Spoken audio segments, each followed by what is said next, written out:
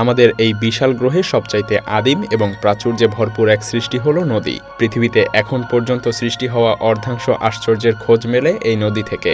এই নদীর বুকে যে কত অসাধারণত্ব লুকিয়ে আছে তার বিস্তৃতি কল্পনা করাও কঠিন। বিশাল দৈত্যাকৃতির ভ্যাম্পায়ার মাছ থেকে শুরু করে হাজার বছরের পুরনো মমি কিংবা বিলুপ্ত হয়ে যাওয়া প্রাণীর শেষ প্রাণীটিকেও এখনো পরম মমতায় নিজের মাঝে ধারণ করে রেখেছে এই নদী। আর আজকের ভিডিওতে আমরা দেখতে চলেছি নদীর গভীরে খুঁজে পাওয়া এমন সব বাস্তব জিনিসপত্র যা দেখলেও আপনার কাছে কাল্পনিকই মনে হবে। তো চলুন শুরু করা যাক। River monster. নদীর এই দৈত্যাকার মাছগুলি দেখে আপনার মাথাও ঘুরে যেতে পারে। বিশাল সাইজের এই মাছগুলো পৃথিবীতে লক্ষ লক্ষ বছর আগে থেকেই বাস করে আসছে। সৌভাগ্যবশত কিছু জেলের জালে ধরা পড়ায় এসব দৈত্যদের সম্পর্কে আমরা কিছুটা হলেও জানতে পারছি, আর বাকিটা এখনো নদীর অতল গহ্বরেই লুকিয়ে আছে। স্টার্চিং নামক এই মাছগুলো পৃথিবীতে প্রায় 113 মিলিয়ন বছর পূর্ব থেকেই বাস করছে। বিশাল আকারের এই মাছগুলো দেখে দৈত্য ভাবলেও যেন ভুল হবে না। মূলত নদীর গভীরে বছরের পর বছর ধরে শিকারীদের থেকে লুকিয়ে থাকাই এই বিরাটাকার সাইজের মূল কারণ। নর্থ চীনে এমনই একটি স্টার্চিং জেলেদের জালে ধরা পড়ে, যেটার দৈর্ঘ্য ছিল প্রায় 10 ফুট আর ওজন ছিল 700 কেজি। বিশাল এই মাছটি অনায়াসেই একটি আস্ত মানুষকেও গিলে ফেলতে সক্ষম, আর স্বাভাবিকভাবেই আমার মতো মানুষ চাইবে না যে নদীতে এমন বিশাল একটা মাছের মুখোমুখি হতে।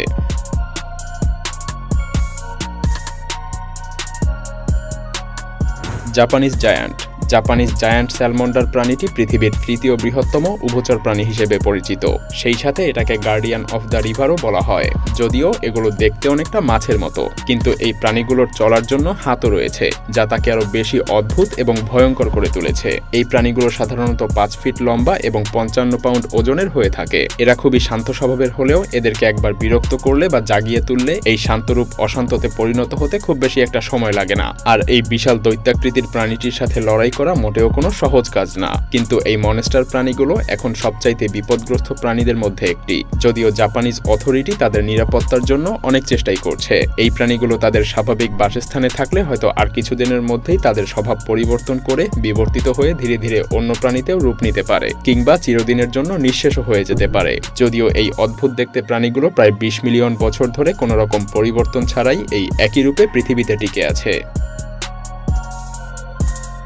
লিচ হর্স। কোনো জঙ্গল কিংবা পাহাড়ি রাস্তায় সবচাইতে বেশি যার ভয় আমাদেরকে আতঙ্ক করে সেটা হলো জোক, এবং আমরা কখনোই এর কামড়ের শিকার হতে চাই না। কিন্তু প্রায় সকল বন জঙ্গল এমনকি নদীতে সমপরিমাণ এই জোকের দেখা মেলে, যারা যে কোনো মুহূর্তে আপনার উপর দুঃস্বপ্নের মতো ঝাঁপিয়ে পড়তে পারে। এই জোকটাকে দেখুন, এটা অ্যামাজনের একটি দৈত্যাকার জোক। এখানে দেখা মেলে হাজারো প্রজাতির জোকের, যাদের মধ্যে অনেক প্রজাতি এখন বিলুপ্তির পথে। তাদের মধ্যে এই জোকটিও অন্যতম। ধারণা করা হয় এই জোকটি হাজার হাজার বছর ধরে অ্যামাজনের জঙ্গলে বাস করে আসছে, এবং এটা একমাত্র অবিলুপ্ত এবং অপরিবর্তিত জোকের এক দুর্লভ প্রজাতি। এই ভয়ঙ্কর প্রাণীগুলো প্রায় 18 ইঞ্চি পর্যন্ত বড় হতে পারে। আর হয়তো এতক্ষণে বুঝেই গিয়েছেন এদের সবচাইতে প্রিয় খাদ্য হলো রক্ত। এই প্রাণীগুলোর শারীরিক গঠনও রোমাঞ্চকর, গা ছমছমে রহস্যময়তায় ভরপুর। স্বভাবতই এরা কোনো মনস্টারের চাইতে কম কিছু না, আর এসব কারণেই এই প্রাণীগুলো থেকে আমরা সাধারণত পালিয়ে বাঁচতে চাই। যদিও এরা প্রায় সকল নদী, জলাভূমি এবং বন জঙ্গলে লুকিয়ে থাকে। এরা এতটাই রক্তপিপাসু যে একজন স্বাভাবিক মানুষের সমস্ত রক্ত চুষে নিয়ে তাকে মৃত্যুর দিকে ঠেলে দেওয়া এদের কাছে নিতান্তই এক সামান্য ব্যাপার। Methanogenic madness. প্রায় সব সময় হয়তো অন্ধকার এবং বদ্ধ জলাভূমিতে বুদবুদ উঠতে দেখা যায়। এটা খুবই সাধারণ একটি দৃশ্য, কিন্তু আপনারা কি এর পেছনের কারণ সম্পর্কে জানেন? এই ভিডিওতে দেখুন। অস্ট্রেলিয়ার একটি নদীতে প্রাকৃতিক মিথেন গ্যাসের বুদবুদ দেখা যাচ্ছে, এবং এই গ্যাসগুলো আস্তে আস্তে নদীর পৃষ্ঠেও ছড়িয়ে পড়তে দেখা যায়। মূলত বদ্ধ জলাভূমিগুলোই মিথেন গ্যাস উৎপাদনের প্রধান কারণ হিসেবে বিবেচনা করা হয়, কারণ প্রতি বছর অসংখ্য পরিমাণ মিথেন গ্যাস নদীতে ফেলে দেওয়া বিভিন্ন অপদ্রব্য থেকে উৎপাদন হয়ে থাকে। প্রকৃতিতে যে পরিমাণ মিথেন গ্যাস রয়েছে তার মধ্যেও সবচাইতে বেশি অবদান এই জলাভূমিতে উৎপাদিত হওয়া মিথেন গ্যাসের। এই ভিডিওতে দেখা যায় অস্ট্রেলিয়ান একজন লোক তার নদীতে একটি ম্যাচ জ্বালানোর সাথে সাথে পুরো জলাভূমিতে আগুন জ্বলে ওঠে। এর থেকে ভয়ঙ্কর আর কি হতে পারে?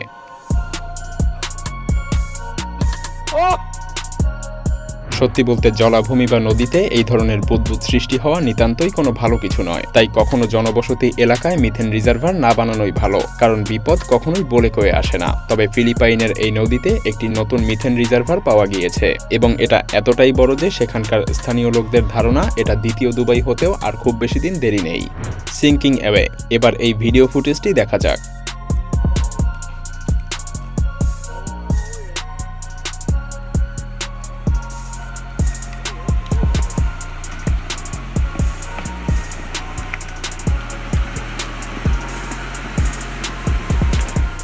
লুসিয়ানা নামক এই উপত্যকাটি প্রবল জলস্রোতে ভেসে যাচ্ছে। এই জলস্রোতটি অন্য কোনো আগামবার্তা না দিয়েই নদী থেকে প্রবল বেগে লুসিয়ানার ওপর আছড়ে পড়ে। এই ধ্বংসাত্মক ফুটেজে দেখা যায় জলস্রোতটি মুহূর্তের মধ্যেই প্রায় সবকিছুই ডুবিয়ে দিয়ে গিয়েছে। এই সাধারণ জলধারাটি পুরো প্রদেশের মধ্যে ভয়ঙ্কর জলাভূমিতে পরিণত হয়েছে, সেই সাথে আরও বিভিন্ন ধরনের সমস্যারও সৃষ্টি করেছে। এখান থেকে বিভিন্ন ধরনের টক্সিক গ্যাসও নির্গত হয়, যা পরিবেশ দূষণের জন্য মারাত্মকভাবে দায়ী। দিনে দিনে এই জলাভূমির দৈর্ঘ্য বেড়েই চলেছে। বর্তমানে এটি প্রায় 25 একর জায়গা জুড়ে বিস্তৃত আছে, কিন্তু এর ধ্বংসলীলা এখনও থামেনি। কোনো রকম সতর্কবার্তা ছাড়াই এটি উপকূলের দিকে আশ্রে পড়ে নিজেকে প্রসারিত করছে। এই এরিয়াতে বসবাসকারী লোকেরা এখন সারাদিন আতঙ্ক নিয়ে অনিশ্চয়তার সাথে জীবনযাপন করছে।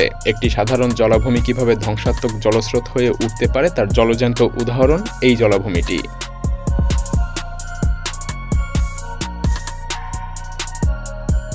ঘোস্টলি লাইট। ইংল্যান্ডের এই নদীটিকে উৎসবের বাসস্থান বলা হয়, তবে এই উৎসবের পেছনে একটি রহস্য রয়েছে। প্রায় অনেক বছর আগে এক রাতে নদীর মাছ থেকে হঠাৎ কিছু ফায়ারবল জেগে ওঠে আর আকাশের দিকে ছুটতে শুরু করে। আর এই অবিস্মরণীয় ঘটনার পর থেকে প্রতি বছর এই নদীর তীরে হাজারো ফায়ারবল ওড়ানো হয়, যা রীতিমতো এখন একটা উৎসবে পরিণত হয়ে গিয়েছে। প্রতি বছর প্রায় লাখো মানুষ থাইল্যান্ডের এই নদীতে জড়ো হয় এই নিগুড় সুন্দর দৃশ্য দেখার জন্য। আকাশে উড়তে থাকা এই হাজার হাজার ফায়ারবলগুলো প্রায় 600 মিটার উপরে উঠতে সক্ষম। তবে কিছু লোকের ধারণা মতে এই ঘটনার পেছনে একটি মিথোলজিও রয়েছে।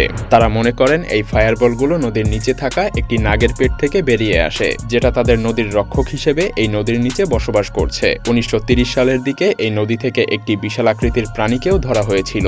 স্থানীয় কিছু লোকদের ধারণা মতে সেই দৈত্যাকার প্রাণীটি নাগরূপে এখনও নদীর নিচে বাস করে, যার পেট থেকেই এই ফায়ারবলগুলোর উৎপত্তি। Mysterious creature. এই ছবিটার দিকে লক্ষ্য করা যাক। সাধারণ দৃষ্টিতে দেখলে হয়তো বা মনে হবে দুইজন মাছ শিকারী নদীতে দাঁড়িয়ে আছে। এমনটাই মনে হওয়া স্বাভাবিক, কারণ এটা কোনো বিখ্যাত বা তেমন পরিচিত কোনো ছবি নয়। কিন্তু বিখ্যাত না হয়েও সবার আলোচনার কেন্দ্রবিন্দু হয়েছে এই ছবিতে থাকা দুইজন মানুষ এবং দৃষ্টির অগোচরে থাকা আরেকটি প্রাণীর কারণে। ছবির এই দুইজন মানুষ নদীতে মাছ শিকার করতে গিয়ে হঠাৎ করেই গায়েব হয়ে যায়। এরপর তাদেরকে আর কখনোই খুঁজে পাওয়া যায়নি এবং তারপরেই এই ছবিতে লুকিয়ে থাকা প্রাণীটি সকলের চোখে পড়ে। কিন্তু অদ্ভুত দেখতে এই প্রাণীটার ব্যাপারে কারো কোনো ধারণাই ছিল না। ধারণা করা হয় লোক দুইটি অদৃশ্য হয়ে যাওয়ার পেছনে এই অদ্ভুত দেখতে প্রাণীটাই দায়ী, আর এটা অসম্ভবও কিছু না। আপনার কি মনে হয়?